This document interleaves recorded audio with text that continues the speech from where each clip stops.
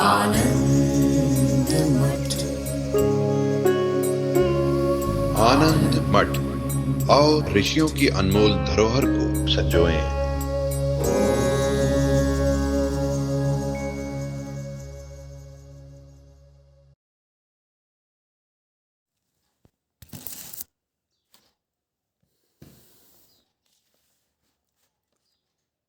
प्रभु श्री राम जी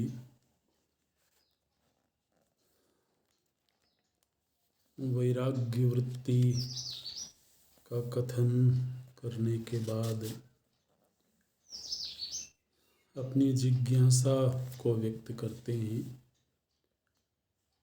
मूल रूप से प्रश्न क्या है, वो प्रश्न राम जी ने रखा है और प्रश्न भी थोड़ा विस्तार से रखा है उन्होंने। क उपायो गति का वा का चिंता कः समाश्रयः केनेयम् अशुभोदर्का न भवे जीविताटवी।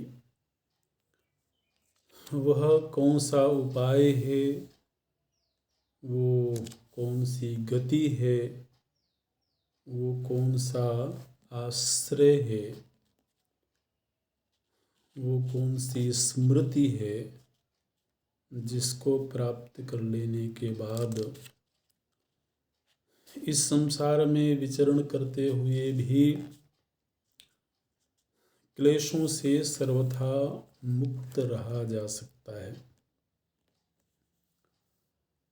न तदस्ति पृथिव्यां वा दिवि देवेषु वा क्वचित् सुधियश्चमप्येतत् यन्नयन्ति न रम्यताम्।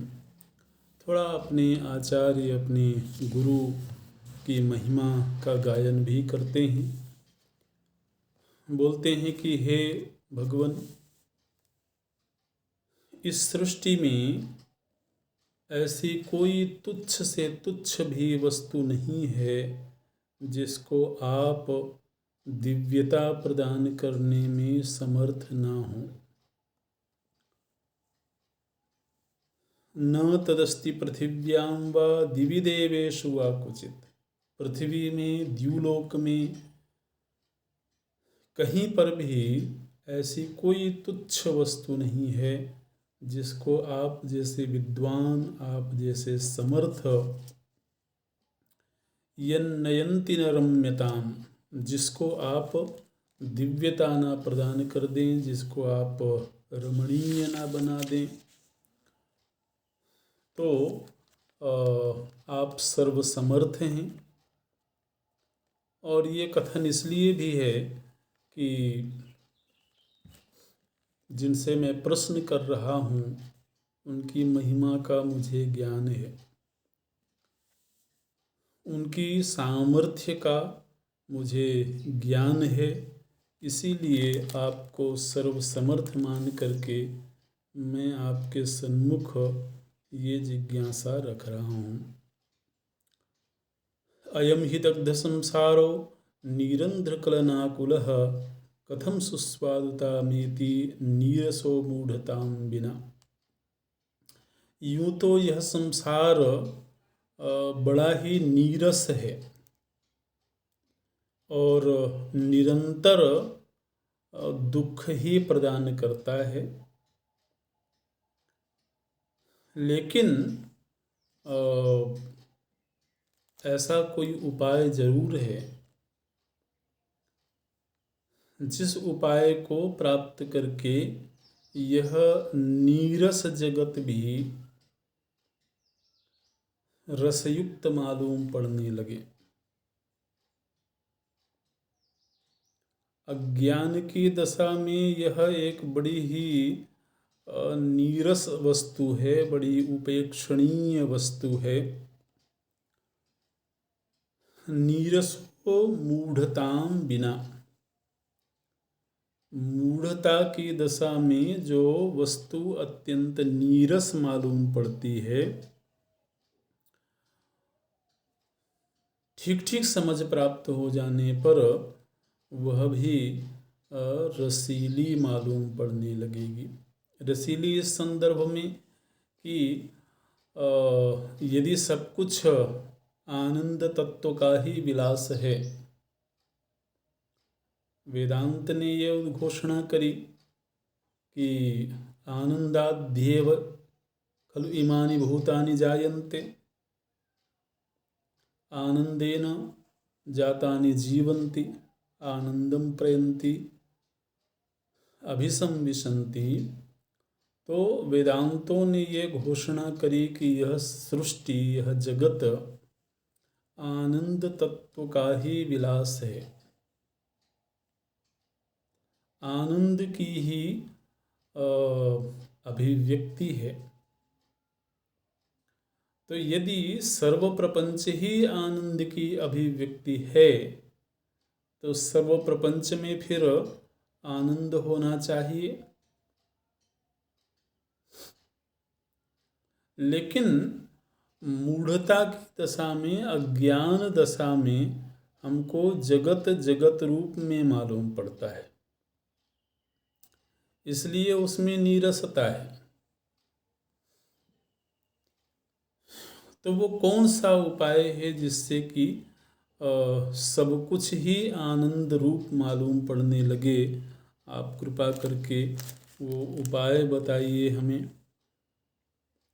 आशा विप्रति विपाकेन क्षीरस्नानेन रम्यताम उपैति पुष्पशुभ्रेण मधुनेव वसुंधरा।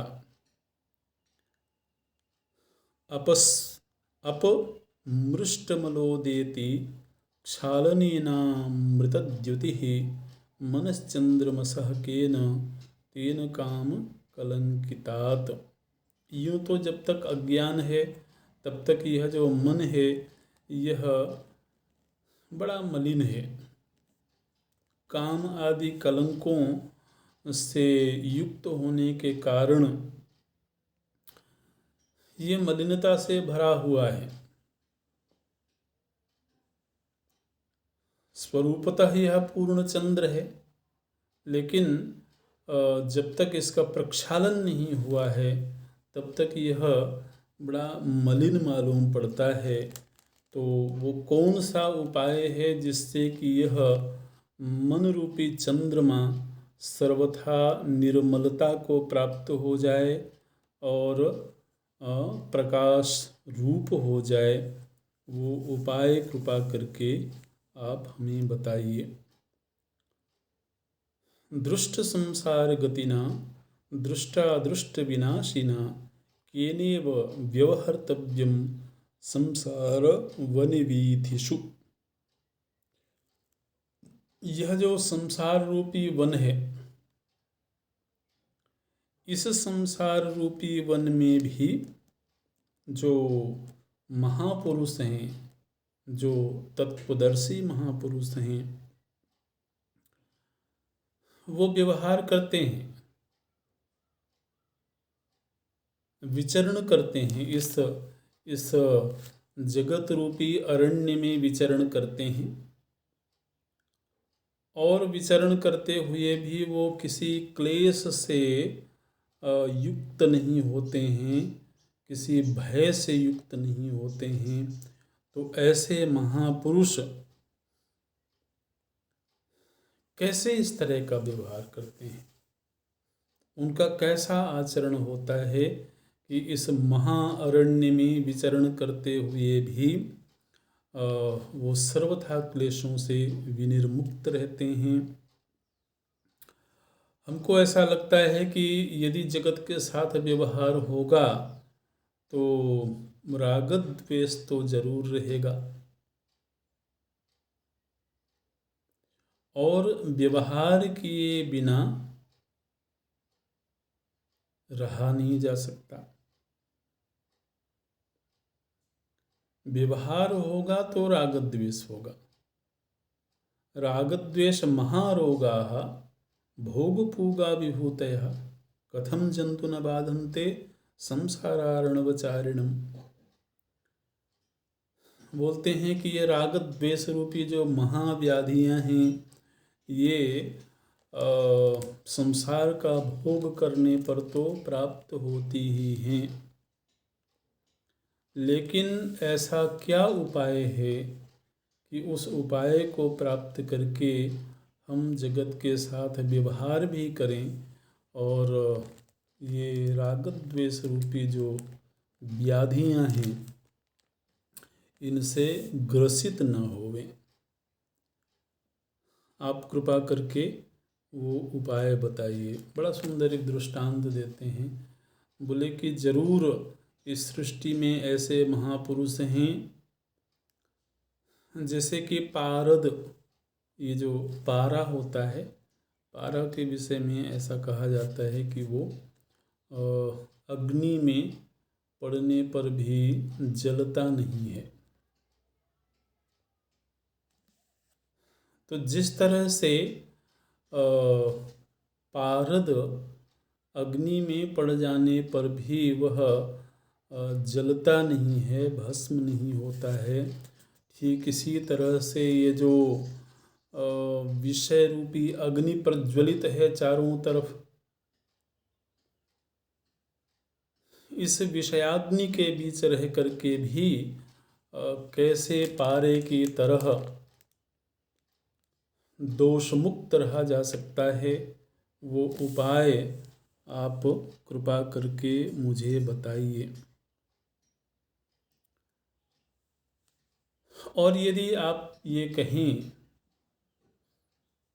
कि यदि व्यवहार से परेशानी है, व्यवहार करने पर राग द्वेष आदि मल से ग्रसित हो जाते हो, तो व्यवहार ना करो। व्यवहार नहीं करेंगे तो उन दोषों से मुक्त रहेंगे। तो राम जी बोलते हैं, यस्मात् किल जगत्यस्मिन् व्यवहार क्रियां बिना न स्थिति संभवत्यब्धौ पतितस्याचला यथा। बोले कि जब तक जीवन है तो जगत के साथ तो व्यवहार होगा। व्यवहार किए बिना तो जीवन ही नहीं है, जिया ही नहीं जा सकता है। तो व्यवहार से रहित हो जाने का अर्थ है जीवन को छोड़ देना। अन्यथा तो जीवन यदि है तो व्यवहार तो अवश्यम भावी है।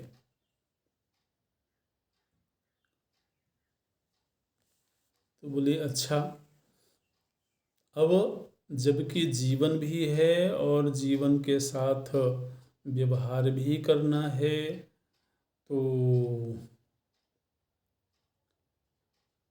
एक उपाय यह है कि आप सत्कर्म करिए।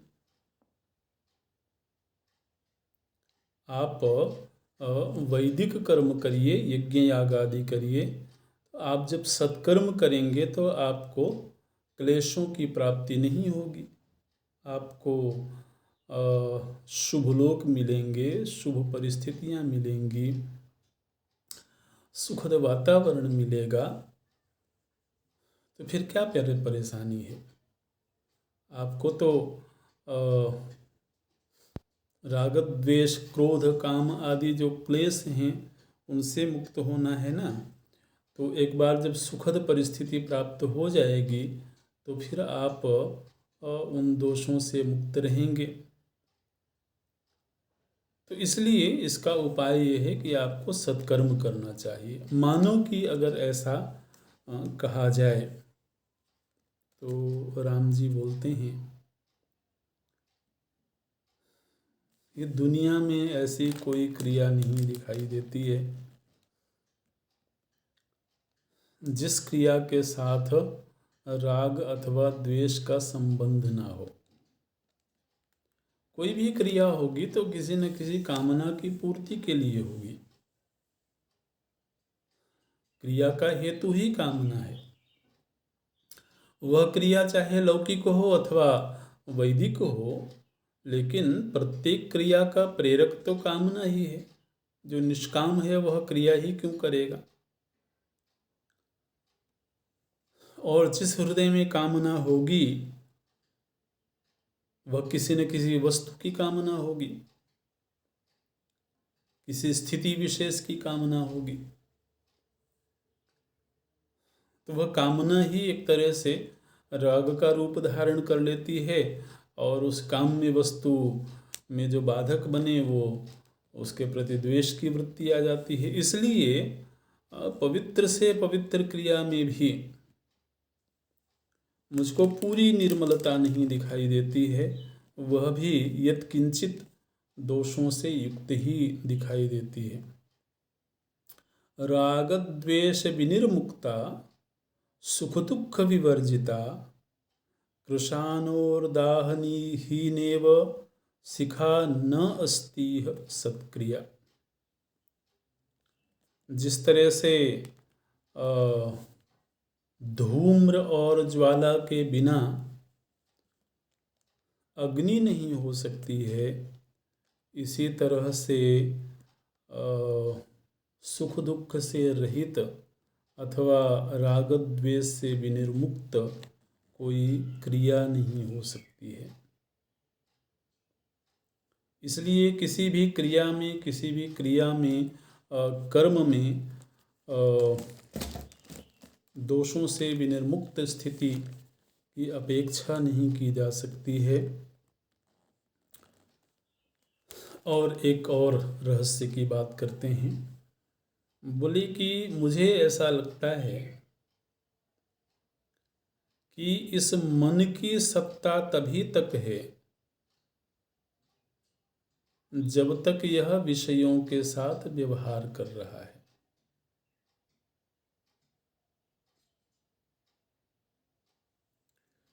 मनोमननशालिन्याः सत्तया भुवनत्रये क्षयो युक्तिं विना नास्ति ब्रूत तामलमुत्तमाम्। बोलते हैं कि तीनों ही भुवनों में मुझे मन की सत्ता तभी तक दिखाई देती है जब तक कि यह विषयों के संपर्क में है, विषयों का चिंतन कर रहा है, विषयों का भोग कर रहा है। और जिस समय विषयों का भोग नहीं होगा, विषयों का ग्रहण नहीं होगा, मुझे लगता है कि उस समय मन की स्थिति भी नहीं रहेगी। तो इसलिए एक उपाय, अब देखिए ये जो प्रश्न हैं, ये प्रश्न असल में कहीं न कहीं दर्शनों से जुड़ रहे हैं।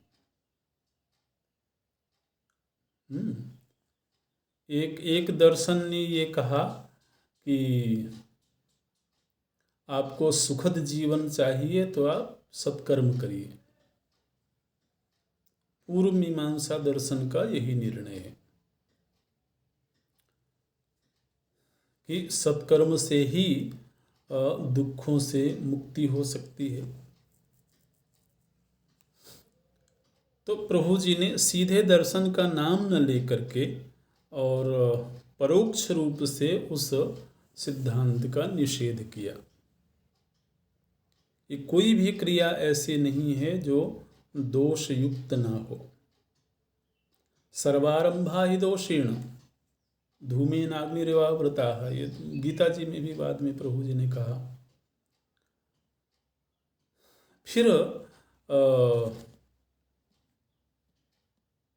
योग दर्शन है। योग दर्शन ने कहा कि यदि आपको व्यवहार से परेशानी है तो आप व्यवहार ही मत करिए, है ना। आप समाधि को प्राप्त हो जाइए, आप समाधि में चले जाइए। तो यदि व्यवहार ही नहीं होगा तो फिर व्यवहार संबंधी जो क्लेश है उससे आप मुक्त हो जाएंगे।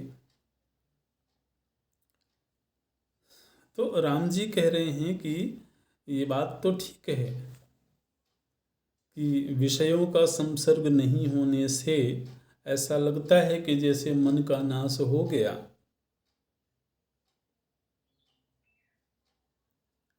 लेकिन मन हमेशा उस स्थिति में नहीं रह सकता है। समाधि में मन गया है तो समाधि किसकी हुई है? मन की हुई है। तो इस समाधि भी मन की एक अवस्था ही है। जिस तरह से सुषुप्ति मन की एक अवस्था है, तो कोई अवस्था ऐसी नहीं है जो मन को नष्ट करने में समर्थ हो।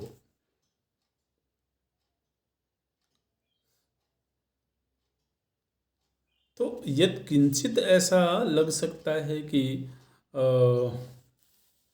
व्यवहार से मुक्त होकर के हम दुखों से मुक्त हो जाएंगे, तो ऐसा मुझे तो नहीं मालूम पड़ता है।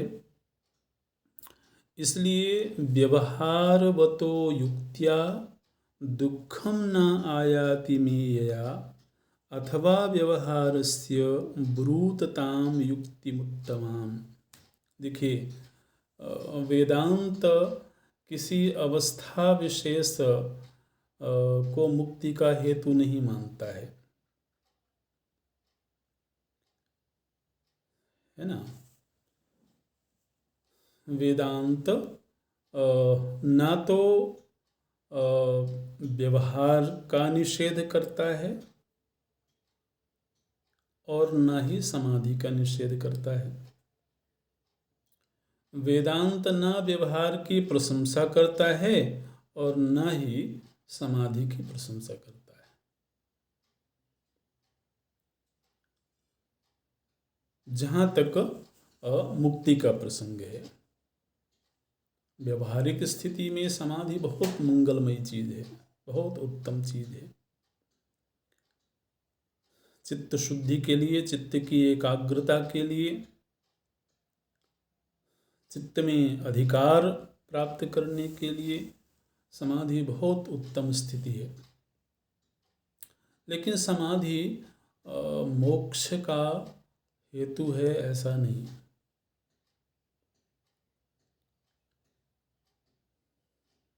तो अब राम जी क्या बोल रहे हैं कि व्यवहारवतः, मैं व्यवहार करता रहूं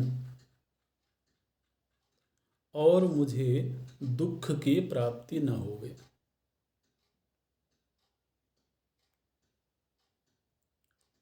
उस साधना के बहुत उच्च स्थिति में पहुँचे हुए महापुरुषों के लिए अगर कोई आचार्य ये कह दें कि तुमको दुखों से अगर दूर रहना है, तुम एकांतवास करो, तुम ध्यानशील हो जाओ, तुम समाधिशील हो जाओ, तो उनके लिए वो बड़ा आसान कार्य है।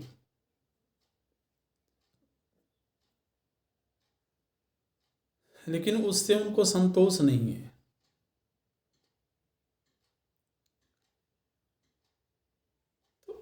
इस वक्तव्य को इस ढंग से न लिया जाए कि अगर कोई व्यक्ति ऐसा हो जो समाधि में जाने में समर्थ ही ना हो और वो एक कह रहा हो कि आप मुझे ऐसा उपाय बताइए कि मैं व्यवहार भी करता रहूं और मुझे दुखों की प्राप्ति भी ना होवे, मुझे परम आनंद की प्राप्ति हो जाए, तो ये वैसा वक्तव्य नहीं है कि ध्यान में असमर्थ कोई व्यक्ति व्यवहार छोड़ना भी न चाहता हो और परम आनंद भी पा लेना चाहता हो। क्योंकि ये वक्तव्य कई लोगों के लिए तो बड़ा आलंबन बन जाएगा कि देखो राम जी ने भी ऐसा मांग लिया कि आपको कहीं जाने की ज़रूरत नहीं है, आपको कुछ भी छोड़ने की ज़रूरत नहीं है और आप सब कुछ करते हुए भी आनंद को प्राप्त हो सकते हैं। तो राम जी ने बहुत पहले ये बात कह दी थी कि मैं दीर्घ काल तक समाधिस्थ होने में समर्थ हूँ। शुरू में ही राम जी ने ये वक्तव्य दिया था। तो अभी क्या बोल रहे हैं, बोले व्यवहारवतो, मैं व्यवहार करता रहूं और ये वक्तव्य किसी के लिए स्वातंत्र्य नहीं है, और कोई व्यवहार न करे और जीवन जीता रहे, ये भी जीव के अधिकार क्षेत्र में नहीं है। व्यवहार एक तरह से जीवन की नियति है। जीवन है तो व्यवहार होगा। अब जिज्ञासा ये है, मांग ये है कि दुखम न आयाति में, मुझको दुख की प्राप्ति न होवे, यया, जिस उपाय से मुझे दुख की प्राप्ति न हो, ऐसी आप मुझे युक्ति बताइए।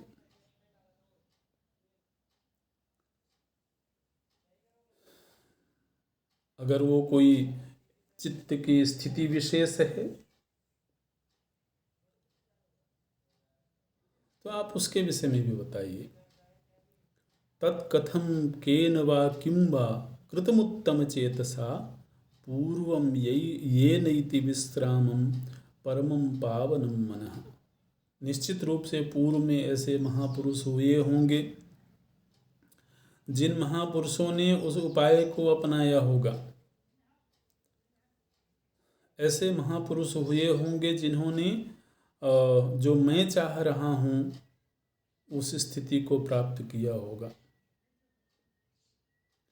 तो उन पुरुषों ने कौन सा उपाय किया था, और वो कौन महापुरुष हैं जिन्होंने इस तरह का उपाय किया, जिनको व्यवहार करते हुए भी मुक्त स्थिति प्राप्त थी। यथा जानासि भगवन् तथा मोह निवृत्तये। हे भगवान, आप निश्चित रूप से जानते होंगे ऐसे महापुरुषों के विषय में जिन्होंने उस उपाय को प्राप्त करके मोह से निवृत्ति प्राप्त करी। तो आप कृपा करके ऐसे महापुरुषों के विषय में और ऐसे उपाय के विषय में मुझे बताइए। ब्रूहि मे साधवो येन नूनम निर्दुःखतां गताः। आप निश्चित रूप से मुझे वो उपाय बताइए जिससे कि दुखों से पूरी तरह से मुक्ति की प्राप्ति हो जाए। और देखिए, इस जिज्ञासा वृत्ति में कितनी दृढ़ता होगी, मन की कितनी दृढ़ स्थिति होगी कि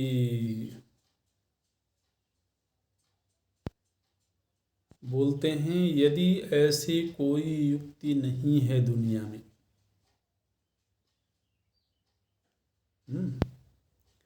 अथवा तादृशी युक्ति यदि ब्रह्मन् न विद्यते।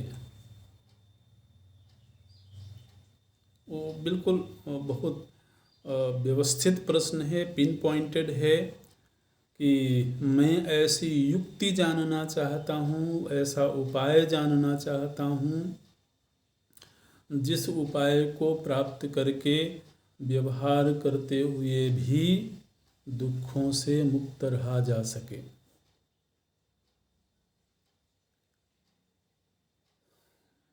यदि आप ये कहना चाहें कि ऐसी कोई युक्ति नहीं है, अच्छा, अथवा ऐसी युक्ति तो है लेकिन हम बताने में असमर्थ हैं, अगर आप ये कहना चाहें,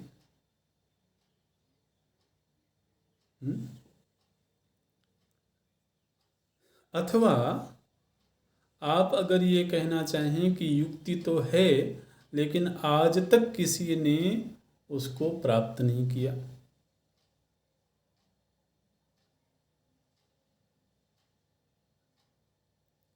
तीन बातें हो गई। या तो ऐसी कोई युक्ति ही नहीं है, या फिर आप वो युक्ति इतनी गहन है, इतनी सूक्ष्म है कि आप उसको बताने में अपने आप को समर्थ नहीं पा रहे हैं।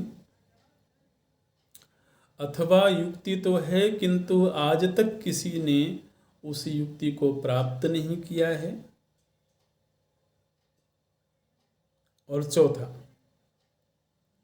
मैं स्वयं अपने निजी पुरुषार्थ से बिना किसी और का सहारा लिए उस युक्ति को प्राप्त नहीं कर सकता। यदि न वक्ति मम वा कश्चित् विद्यमानापि स्फुटं स्वयं चैव न च आपनोमि तां विश्रांतिमनुत्तमां। तो यही उपाय है ना। एक तो ऐसी कोई युक्ति अगर है तो पहला ही ये प्रश्न हो गया कि युक्ति है अथवा नहीं है, कोई ऐसा साधन, कोई ऐसा मार्ग है अथवा नहीं है।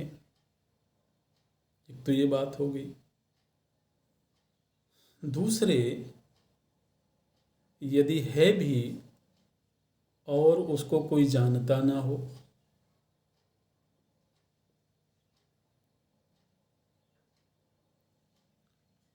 अथवा लोग जानते हों लेकिन प्राप्त ना किया हो,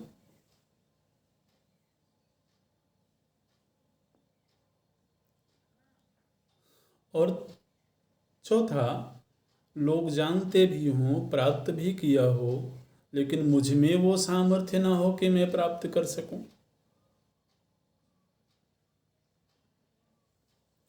तो इनमें से किसी भी तरीके से यदि उस युक्ति को प्राप्त नहीं किया जा सकता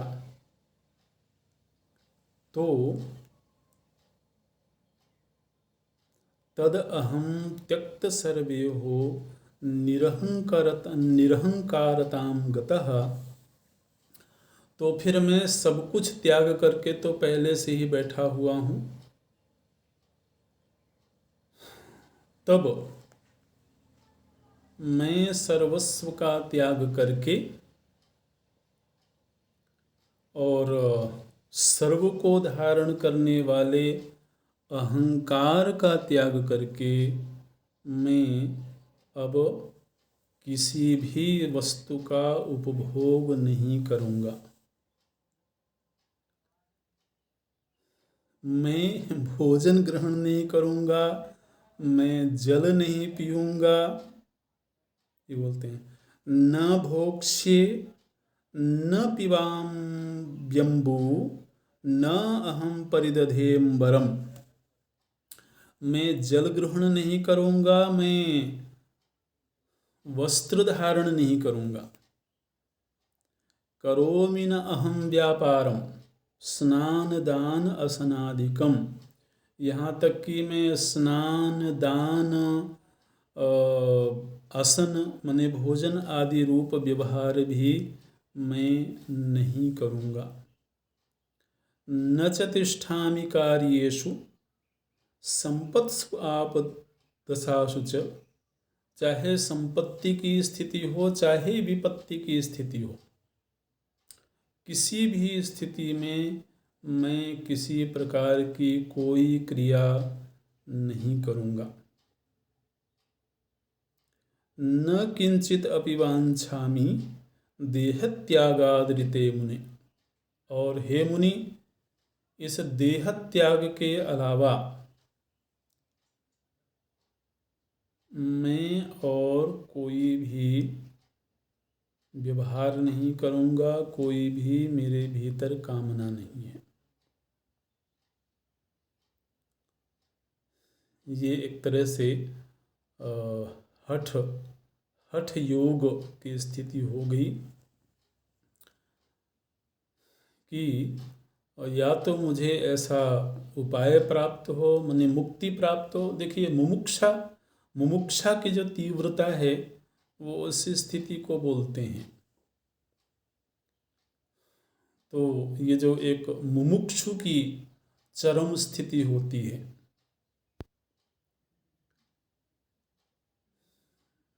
वो राम जी बोलते हैं कि मैं अब सब कुछ त्याग करके, यहाँ तक कि अभी तक तो भोजन वस्त्र आदि का व्यवहार हो रहा था, लेकिन अब मैं ऐसा भी कोई व्यवहार नहीं करूँगा। केवलम विगत आशंको निर्ममो गतमत्सरः मौन एवेह तिष्ठामि लिपिकर्मस्विवार्पितः।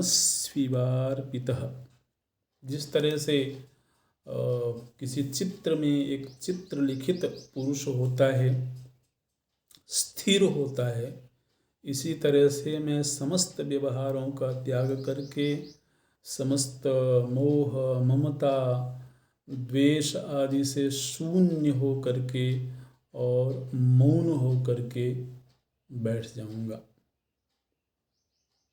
स्थिर हो करके मैं बैठ जाऊंगा।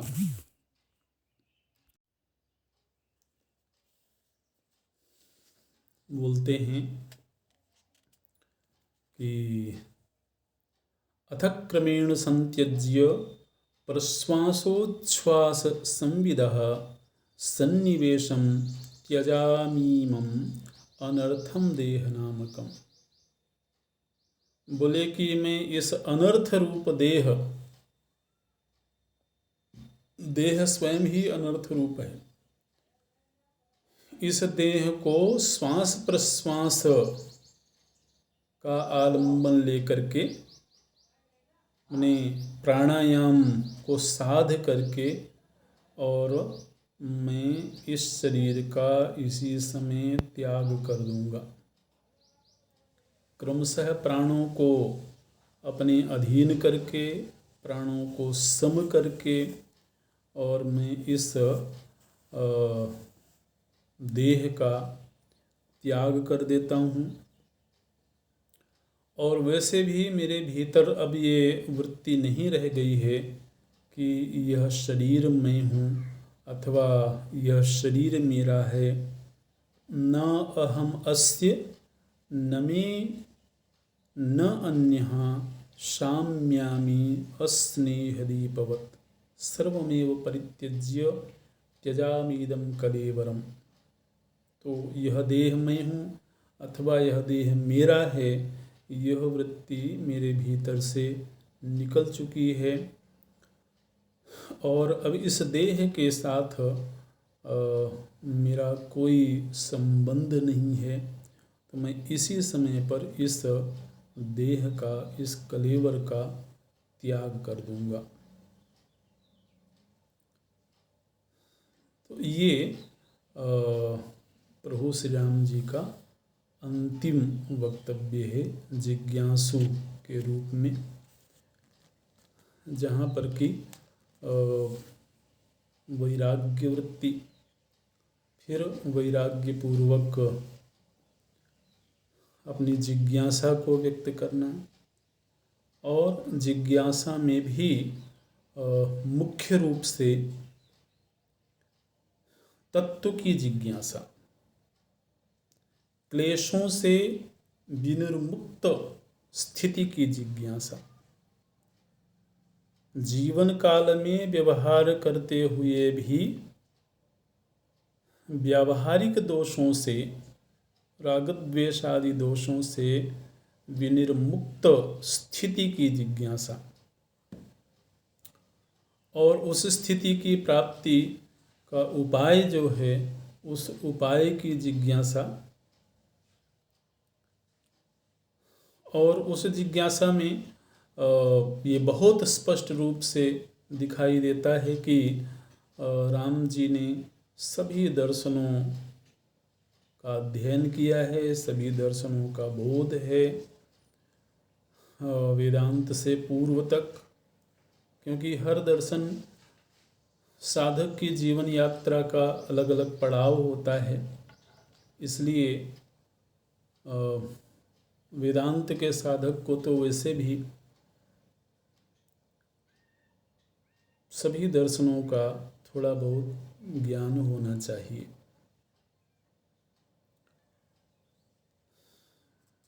और अंत में कोई अगर राम जी को बहलाना चाहे, ये और भी जो हमारे वेदों में जिज्ञासु के चरित्र देखते हैं, प्रायः सभी चरित्रों में ऐसा हठ दिखाई देता है। अगर ऐसा हठ ना हो तो इसका मतलब है कि वो किसी स्थिति से समझौता करने को राजी हो सकता है, किसी एक सिद्धांत से समझौता करने को राजी हो सकता है, चाहे भले कि वह सिद्धांत उसे अपने गंतव्य तक न ले जाता हो। आखिर दुनिया में अध्यात्म संबंधी अनेकों सिद्धांत प्रचलित हैं, अनेकों सिद्धांतों के अनुयायी समाज में देखे जाते हैं। अब वो परम लक्ष्य तक पहुंच पा रहे होंगे या नहीं, वो एक अलग बात है। लेकिन राम जी के वक्तव्य में ये बहुत स्पष्ट है कि हमको तो परम विश्राम, परम आनंद की स्थिति के पहले और कुछ भी नहीं चाहिए। किसी भी चित्त की स्थिति, किसी भी लौकिक स्थिति से समझौता करने के लिए हम तैयार नहीं हैं। अच्छा, अब वाल्मीकि ऋषि बोलते हैं, इति उक्तवान अमल शीतकराभिरामो रामो महत्तर विचार विकास चेताः तूष्णीं बभूव पुरतो महतां घनानां केकारवं श्रमवशादिव नीलकंठः।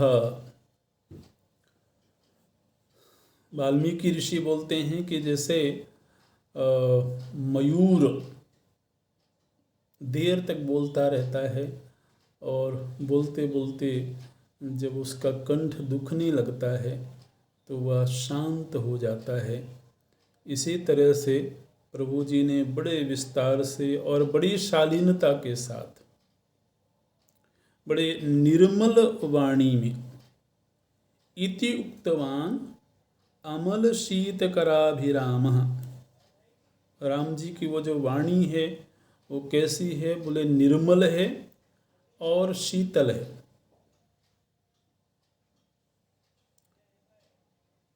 रामचंद्र है ना,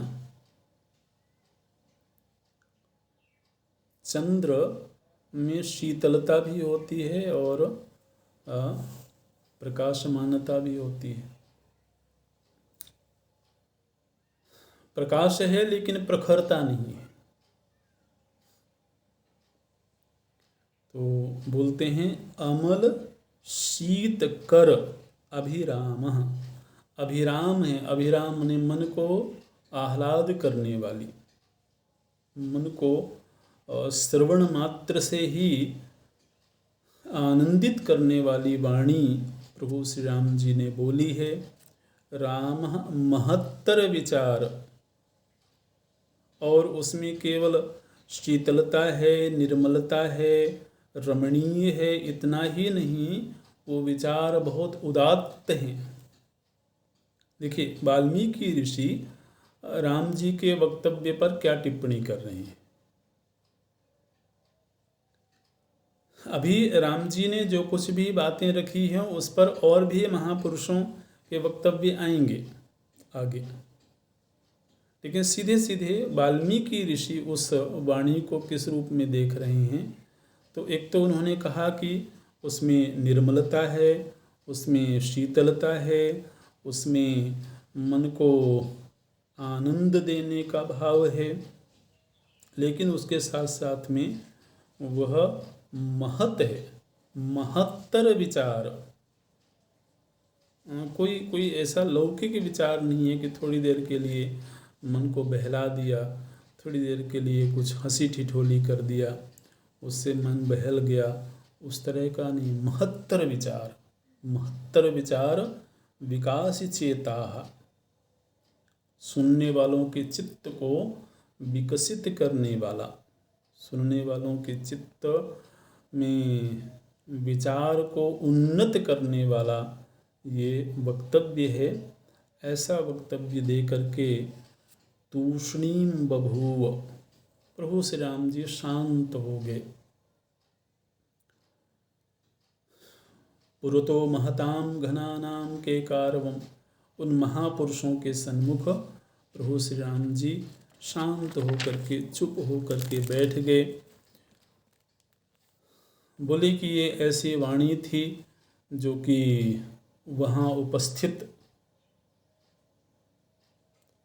प्रत्येक प्राणी को स्तब्ध करने वाली थी, आश्चर्य से भर देने वाली वाणी थी। क्योंकि जगत के विषय में जिस तरह का वैराग्य वचन प्रभु श्री राम जी ने बोला, जितनी मर्म दृष्टि से राम जी ने जगत की बात कही है, तो सामान्य बुद्धि में तो इतने सूक्ष्म विषय आते नहीं हैं, सूक्ष्म विचार आते नहीं हैं।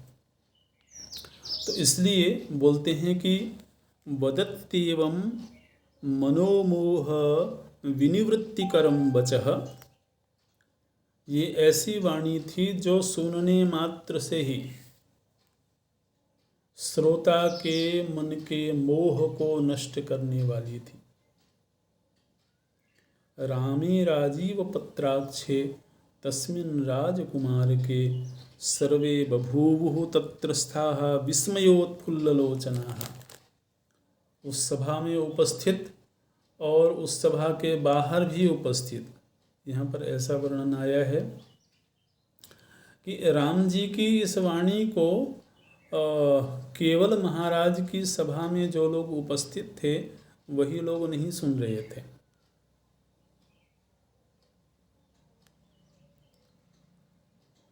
ये तो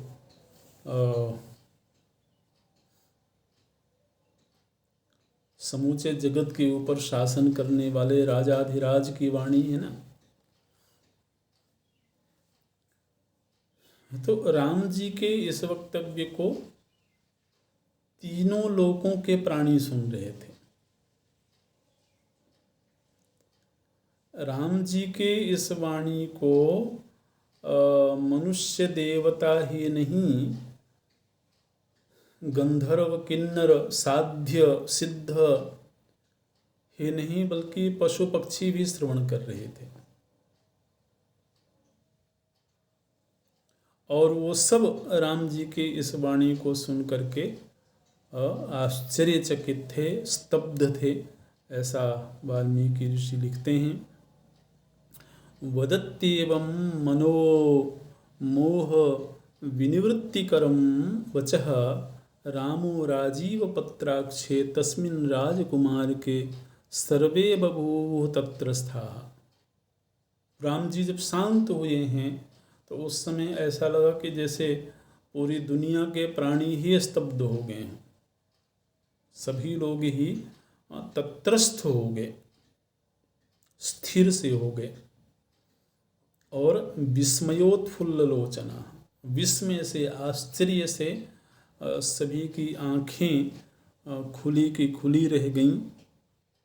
भिन्नाम्बरादेहरुहैर्गिरः श्रोतुमिवोद्धुतैः विरागवासना पाह तमसमस्त भववासनाः मुहूर्तममृतां बोधि बीचि विलुलिता इव।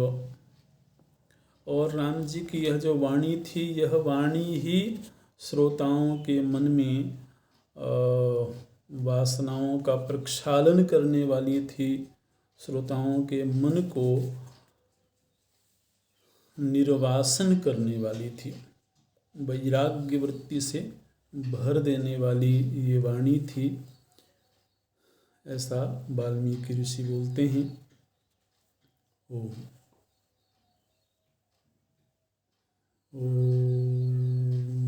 पूर्णमदः पूर्णमिदं पूर्णात् पूर्णमुदच्यते पूर्णस्य पूर्णमादाय पूर्णमेवावशिष्यते। ओम शांति शांति शांति। हरि ओम। श्री गुरुभ्यो नमः। हरि ओम।